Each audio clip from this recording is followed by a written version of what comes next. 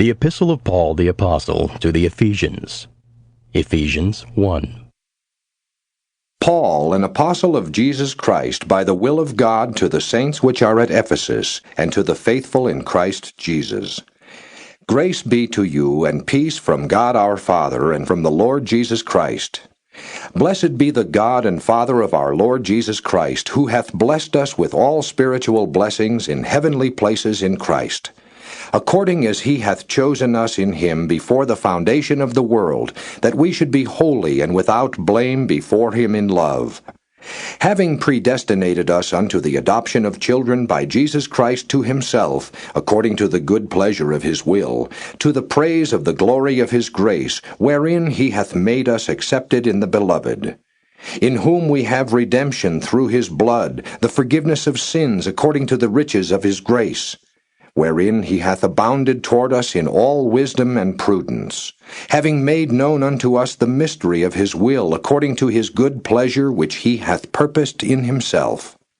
that in the dispensation of the fullness of times he might gather together in one all things in Christ, both which are in heaven and which are on earth, even in him, in whom also we have obtained an inheritance, being predestinated according to the purpose of him who worketh all things after the counsel of his own will, that we should be to the praise of his glory who first trusted in Christ, in whom ye also trusted after that ye heard the word of truth, the gospel of your salvation, in whom also, after that ye believed, ye were sealed with that Holy Spirit of promise, which is the earnest of our inheritance until the redemption of the purchased possession unto the praise of his glory. Wherefore I also, after I heard of your faith in the Lord Jesus, and love unto all the saints, cease not to give thanks for you, making mention of you in my prayers, that the God of our Lord Jesus Christ, the Father of glory, may give unto you the spirit of wisdom and revelation in the knowledge of him, the eyes of your understanding being enlightened, that ye may know what is the hope of his calling, and what the riches of the glory of his inheritance in the saints, and what is the exceeding greatness of his power to usward who believe, according to the working of his mighty power, which he wrought in Christ when he raised him from the dead, and set him at his own right hand in the heavenly places, far above all principality, and power, and might, and dominion, and every name that is named not only in this world, but also in that which is to come, and hath put all things under his feet, and gave him to be the head over all things to the church, which is his body, the fullness of him that filleth all in all. Ephesians 2. And you hath he quickened who were dead in trespasses and sins, wherein in time past ye walked according to the course of this world, according to the prince of the power of the air, the spirit that now worketh in the children of disobedience, among whom also we all had our conversation in times past in the lusts of our flesh, fulfilling the desires of the flesh and of the mind, and were by nature the children of wrath, even as others. But God, who is rich in mercy for his great love wherewith he loved us, even when we were dead in sins, hath quickened us together with Christ. By grace ye are saved, and hath raised us up together, and made us sit together in heavenly places in Christ Jesus, that in the ages to come he might show the exceeding riches of his grace in his kindness toward us through Christ Jesus. For by grace are ye saved through faith, and that not of yourselves, it is the gift of God, not of works, lest any man should boast. For we are his workmanship, created in Christ Jesus unto good works, which God hath before ordained that we should walk in them. Wherefore remember that ye being in time past Gentiles in the flesh, who are called uncircumcision by that which is called the circumcision in the flesh made by hands, that at that time ye were without Christ, being aliens from the commonwealth of Israel, and strangers from the covenants of promise, having no hope, and without God in the world. But now in Christ Jesus ye who sometimes were far off are made nigh by the blood of Christ. For he is our peace, who hath made both one, and hath broken down the middle wall of partition between us, Having abolished in his flesh the enmity, even the law of commandments contained in ordinances, for to make in himself of twain one new man, so making peace, and that he might reconcile both unto God in one body by the cross, having slain the enmity thereby, and came and preached peace to you which were afar off, and to them that were nigh. For through him we both have access by one Spirit unto the Father. Now therefore ye are no more strangers and foreigners, but fellow citizens with the saints and of the household of God, and are built upon the foundation of the apostles and prophets, Jesus Christ himself being the chief cornerstone, in whom all the building fitly framed together groweth unto an holy temple in the Lord, in whom ye also are builded together for an habitation of God through the Spirit. Ephesians 3. For this cause I, Paul, the prisoner of Jesus Christ for you Gentiles, if ye have heard of the dispensation of the grace of God, which is given me to youward, how that by revelation he made known unto me the mystery, as I wrote afore in few words, whereby when ye read ye may understand my knowledge in the mystery of Christ, which in other ages was not made known unto the sons of men, as it is now revealed unto his holy apostles and prophets by the Spirit, that the Gentiles should be fellow heirs and of the same body, and partakers of his promise in Christ by the gospel, whereof I was made a minister, according to the gift of the grace of God given unto me by the effectual working of his power. Unto me, who am less than the least of all saints, is this grace given, that I should preach among the Gentiles the unsearchable riches of Christ, and to make all men see what is the fellowship of the mystery, which from the beginning of the world hath been hid in God, who created all things by Jesus Christ, to the intent that now unto the principalities and powers in heavenly places might be known by the church the manifold wisdom of God, according to the eternal purpose which he purposed in Christ Jesus our Lord, in whom we have boldness and access with confidence by the faith of him. Wherefore I desire that ye faint not at my tribulations for you, which is your glory. For this cause I bow my knees unto the Father of our Lord Jesus Christ, of whom the whole family in heaven and earth is named, that he would grant you according to the riches of his glory to be strengthened with might by his Spirit in the inner man, that Christ may dwell in your hearts by faith, that ye, being rooted and grounded in love, may be able to comprehend with all saints what is the breadth and length and depth and height, and to know the love of Christ which passeth knowledge, that ye might be filled with all the fullness of God. Now unto him that is able to do exceeding abundantly above all that we ask or think, according to the power that worketh in us, unto him be glory in the church by Christ Jesus throughout all ages, world without end. Amen. Ephesians 4. I therefore, the prisoner of the Lord, beseech you that ye walk worthy of the vocation wherewith ye are called, with all lowliness and meekness, with long-suffering, forbearing one another in love, endeavoring to keep the unity of the Spirit in the bond of peace. There is one body and one Spirit, even as ye are called in one hope of your calling, one Lord, one faith, one baptism, one God and Father of all, who is above all and through all and in you all.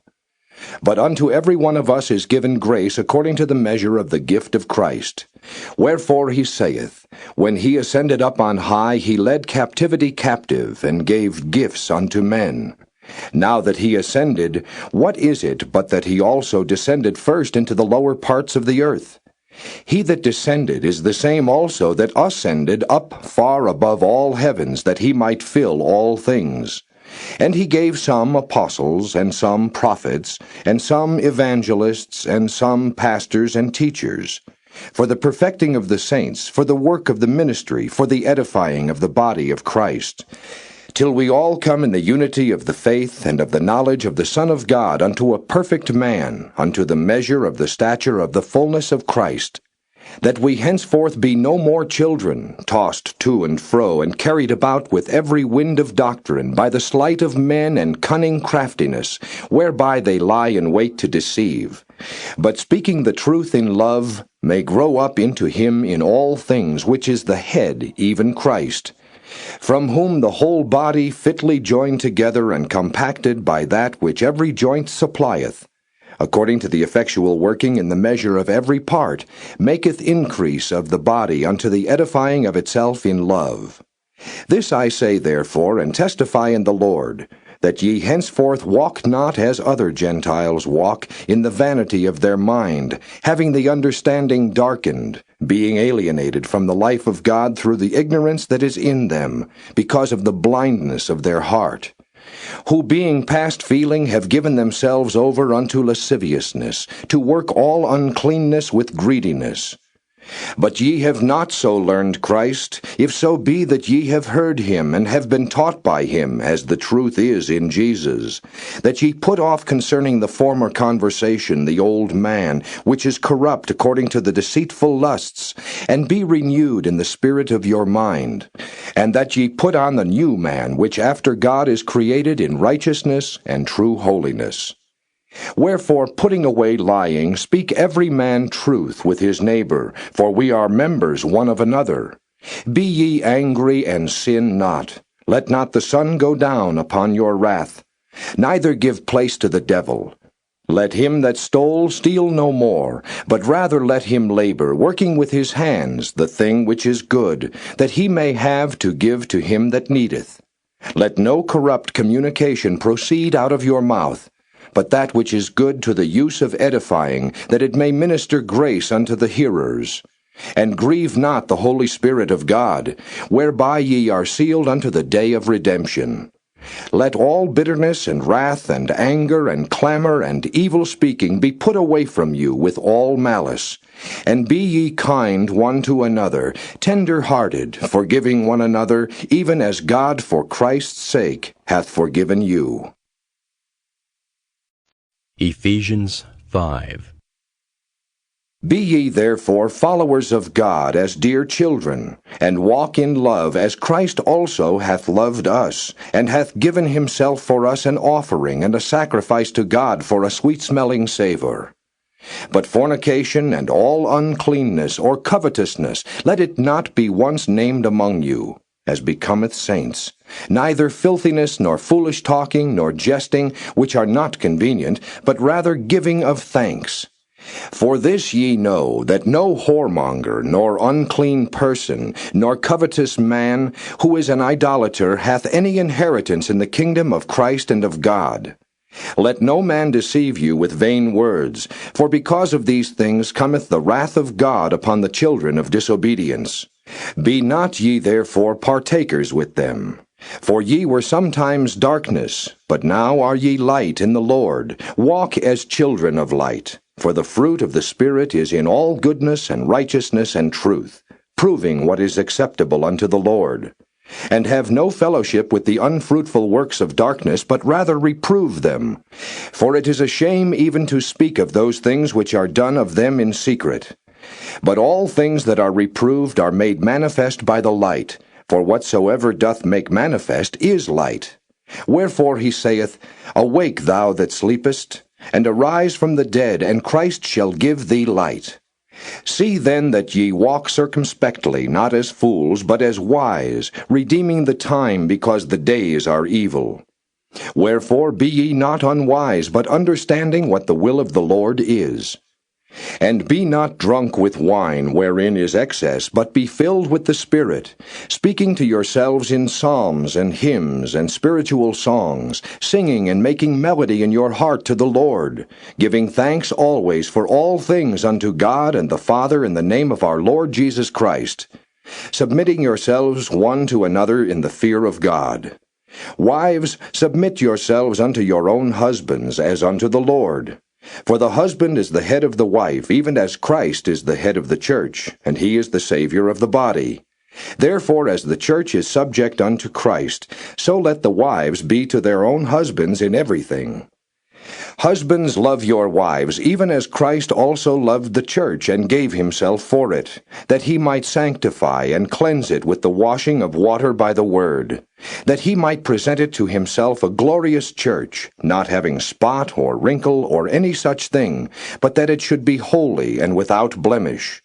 So ought men to love their wives as their own bodies. He that loveth his wife loveth himself. For no man ever yet hated his own flesh, but nourisheth and cherisheth it, even as the Lord the church. For we are members of his body, of his flesh, and of his bones.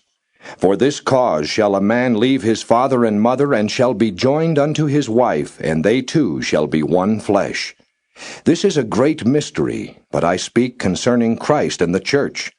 Nevertheless, let every one of you in particular so love his wife even as himself, and the wife see that she reverence her husband. Ephesians 6. Children, obey your parents in the Lord, for this is right. Honor thy father and mother, which is the first commandment with promise, that it may be well with thee, and thou mayest live long on the earth. And ye fathers, provoke not your children to wrath, but bring them up in the nurture and admonition of the Lord. Servants, be obedient to them that are your masters according to the flesh, with fear and trembling, in singleness of your heart as unto Christ, not with eye service as men pleasers, but as the servants of Christ, doing the will of God from the heart, with good will doing service as to the Lord and not to men, knowing that whatsoever good thing any man doeth, the same shall he receive of the Lord, whether he be bond or free.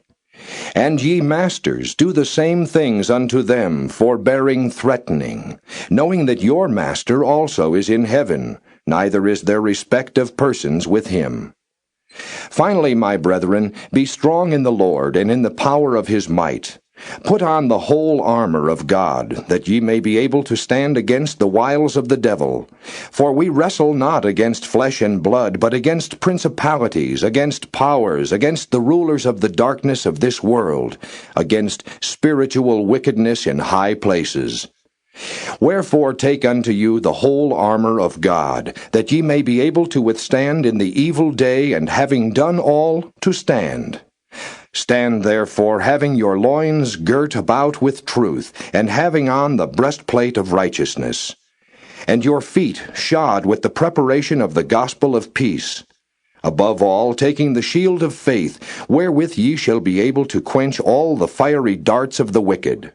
And take the helmet of salvation, and the sword of the Spirit, which is the word of God, praying always with all prayer and supplication in the Spirit, and watching thereunto with all perseverance and supplication for all saints. And for me that utterance may be given unto me, that I may open my mouth boldly, to make known the mystery of the gospel, for which I am an ambassador in bonds, that therein I may speak boldly as I ought to speak. But that ye also may know my affairs, and how I do, Tychicus, a beloved brother and faithful minister in the Lord, shall make known to you all things, whom I have sent unto you for the same purpose, that ye might know our affairs, and that he might comfort your hearts. Peace be to the brethren, and love with faith from God the Father and the Lord Jesus Christ. Grace be with all them that love our Lord Jesus Christ in sincerity. Amen. This letter is concluded.